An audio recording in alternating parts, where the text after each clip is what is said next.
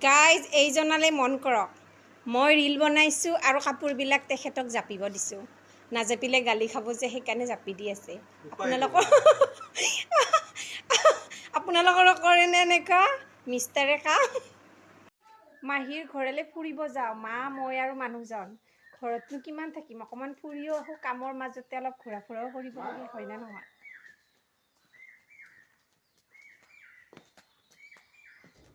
ফুৰিব যাম গাইজ, সেইকাৰণে জল্দি জল্দি কাপোৰ জাপি ঠিক কৰি থৈ আহিছোঁ। মানুহজনে আৰু ময়ে, তেখেতেও জাপিলে ময়ো জাপিলোঁ, এতিয়া ফুৰিব যাম।